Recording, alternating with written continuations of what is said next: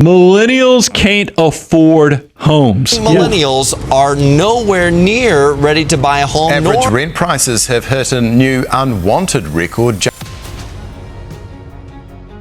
Did you know that half of those aged between 18 and 29 are still living with their parents? That's right.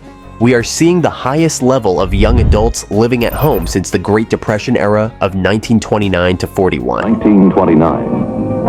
The financial house of cards collapses, and the overinflated stock market plunges into a Great Depression. History is repeating itself, but this time there is no Dust Bowl. Just a brutal housing market. Now, sure, wages have gone up since then. I mean, we are not exactly trying to survive on a few cents a day. But still, why on earth can't millennials afford homes? What's going on here? Let's figure out why owning a home has become a pipe dream for so many. The housing crisis did not just happen overnight, after a slight increase in prices. It has been building up over time and is driven by a mix of factors. The most common culprit is mass immigration and speculation. Post-COVID, both Canada and the US have been welcoming a crazy number of immigrants. Canada alone added over 471,550 in 2023. Turns out they want to offset the impact of an aging population. Meanwhile, in the US, immigrants are the ones keeping their economy strong, so they brought in around 4.6 million new residents from 2022 till the beginning of 2024. Everyone that arrives here needs a place to live, right? But the housing market is already tight, so it has thrown gasoline on the fire. But mass immigration is not the only problem that has caused the housing bubble. In reality, there are three main economic theories that truly explain why millennials are stuck renting or living with their parents. The first big theory is construction failure. To understand this theory, you have to understand what a house really is. And no, I don't mean bricks and mortar. I am talking about what it represents financially. You see, a house serves two functions. On one hand, it is a consumption good, something you use up over time, like a car or a pair of shoes. You live in it, it gets a bit run down, and eventually it needs repairs or updates. But on the other hand, it is also an investment. It is supposed to grow in value over time, making you money if and when you sell it. Now, if a house was just a place to live, like your favorite comfy chair, then figuring out why prices are so high would have been easy. We would just look at how many people need homes, and how many homes are available. Simple, right? But the thing is, houses are also treated like big, shiny investments. And that complicates everything. The first thing suggests that we are simply not building enough homes, or enough investment boxes to keep up with demand. This theory says that as the population grows, we need more houses. But the problem is, we are not building them fast enough. And when there are not enough homes to go around, the prices of the ones that do exist shoot up. It is basic supply and demand. When we explain the supply and demand theory to people, most of them ask if we are not building enough homes. Why not just build more? I want to say to them that it's not that simple. Let's take a look at some developed countries like the United States, Canada, and Australia. These countries have seen a quick rise in population, especially in cities where everyone seems to want to live. But the rate of new home construction has either stayed the same or even slowed down in some cases. The US, for example, saw a big drop in new builds after the 2007 housing crisis. Canada has also seen a slight dip, and while Australia has picked up the pace a little, it is still not enough. This means that even though the population is growing and more homes are needed, especially in urban areas, the number of new homes being built per person is actually going down. Fewer homes are being built for the number of people who need them, and that's a huge part of why prices are going through the roof. But it is not just about how many homes we are building. The fact where and how people are living also affects this. These days, more people are moving into cities where housing is already tight, and they are living in smaller households instead of big families. This means even more homes are needed in these high-demand areas. Even if real estate developers arrive in an area to build new homes, they are slapped with this new NIMBY slogan. Have you ever heard of it? It stands for Not in My Backyard. These are the people who, while they might agree that more homes need to be built, don't want those homes to be built near them. They are worried about things like traffic, noise, and the changing character of their neighborhoods. And while their concerns might be valid on an individual level, when everyone starts thinking this way, it creates a huge problem. As a result, fewer homes get built in the areas where they are needed most, and this drives the prices even higher. Let's look at some proof of this theory. A few years ago, Auckland, New Zealand had crazy high rent prices because of a housing shortage. Do you know what they did? They upzoned a bunch of land, allowing more high-density housing, like apartments, to be built where there used to be just single-family homes. After just some months, rent prices started to drop in the city as much as 14 to 35% lower than they would have been without the upzoning. This perfectly shows how addressing the supply side of the equation can make a real difference.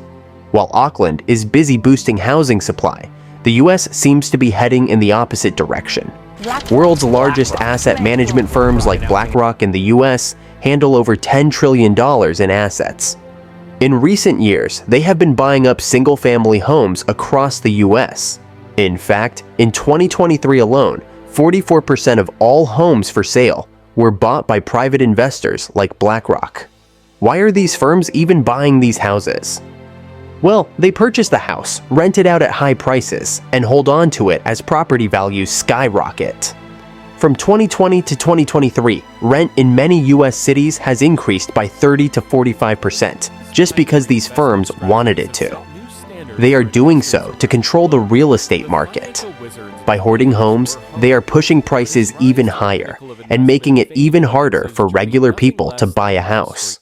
But this is not the only problem we are facing right now. Let's have a look at the next theory. In the first theory, we talked about houses from the perspective of houses being consumption goods. Now in this second theory, houses are an investment, and this changes everything. When people think of a house as an investment, they are not just buying it to live in, they are hoping it will go up in value so they can sell it later for a profit. This is what jacks up the prices. You see, when home prices start climbing, it attracts investors. They buy up properties not because they need a place to live, but because they want to make money off of them. And the more people do this, the more prices go up.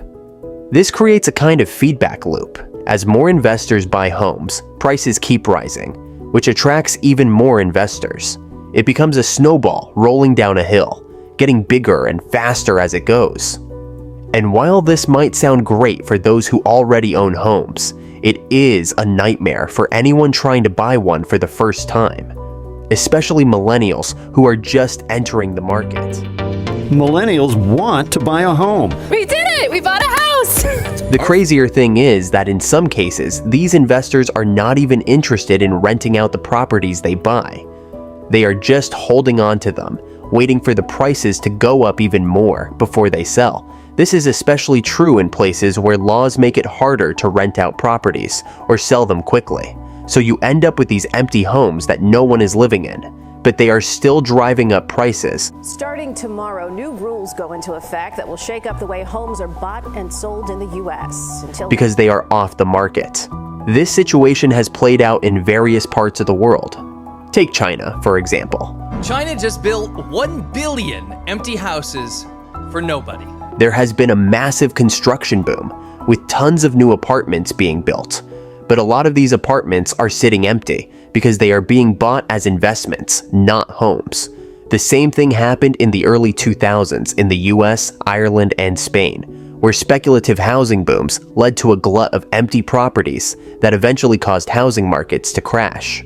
So this brings us to the second theory, that the housing crisis is partly driven by speculative investment. And one way to test this theory is by looking at the number of vacant properties in booming housing markets. If there are a lot of empty homes in areas where prices are soaring, this suggests that speculative investment might be a big part of the problem. However, when we look at current data from places like the US, the number of vacant properties is actually pretty low compared to the last housing bubble in 2006. But there are exceptions.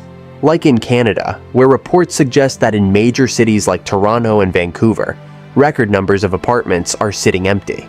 we've never seen this many condos listed for sale in Toronto. This is largely driven by a higher number of investors. Now, let's get into our third theory, which was brought forward by Dr. Josh Ryan Collins from University College London. He explains in his book that the reason you cannot afford a house right now is largely because of something called cheap money, which essentially means low interest rate mortgages. And believe it or not, this all started with good intentions back in the 1980s. Politicians back then wanted to make homeownership more accessible, so they decided to liberalize mortgage markets. The idea was that if more people could borrow money easily, more people could buy homes. The plan sounded great, but the problem was that while it might have made things easier for first-time buyers initially, it didn't quite pan out as planned in the long run. Dr. Collins points out that most mortgage loans end up financing the purchase of existing homes rather than new ones. This meant that instead of expanding the housing supply, it just pushed up the prices of the homes that were already there. What's interesting is that after these mortgage markets were liberalized in the 1980s, and as interest rates kept dropping, we saw a massive increase in both household debt and house prices, especially in countries like the US, the UK, Canada, and Australia.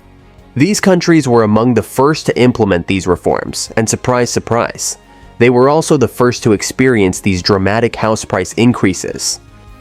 Another factor that plays a role here is mortgage affordability. Sometimes people think the mortgage process is so difficult and complicated, but luckily you find a great mortgage broker like Lisa. You see, when you buy a house, you are not just dealing with the price of the home itself. You also have to think about the cost of the mortgage, which means the interest rate you are paying on the loan. Back in the 1980s, mortgage rates were crazy high. For example, it was 19% in the US. Imagine paying that today. Going on a model house tour is the first step most people take in pursuit of that great American dream, buying your own home. But as mortgage interest rates began their relentless climb 2 years ago, fewer and fewer prospective buyers came out to browse. But now, rates are much lower. They are around 7%, which makes a big difference in how much your monthly payment will be. The IMF did some research and looked at data from 50 countries. They found that even though house prices have gone up since the 1980s, lower interest rates have actually made homes more affordable for people who are financing with a mortgage. It sounds weird, but think about it. If you are buying a $100,000 home, your monthly mortgage payment at 7% would be about $660. But at 19%, like it was in the 80s, you would be giving $1,500 a month. So, in that sense, houses are more affordable today than they were back then. Now, this doesn't mean everything's rosy. For one, not everyone can just go out and get a mortgage, especially those who are more vulnerable financially. Plus, the data they looked at includes all sorts of countries, mixing lower prices in places like Japan with higher ones in Canada and Australia. And let's not forget that mortgage rates have been creeping up recently, making those monthly payments higher and putting more pressure on buyers. Recently, we have seen a sudden rise in interest rates. The numbers have jumped from around 3% in 2021 to about 7% today in the US Combine, that with skyrocketing home prices, and you will see we are already heading for a disaster. Your monthly mortgage payment has ballooned, and that's not even counting property taxes and ongoing expenses like maintenance and insurance. For example, the average property tax in New Jersey is over $8,700 a year. All of these costs are piling up, making it increasingly difficult for people to afford their homes, even if they manage to secure a mortgage in the first place. So, in the end, why can't you afford a house anymore? We have gone over many theories, but which one is really to blame? Well, that depends on where you live. In most places, like the US, Australia, and New Zealand, the strongest evidence points to the NIMBY problem. You've heard of it, called NIMBY, N-I-M-B-Y. Not in my backyard.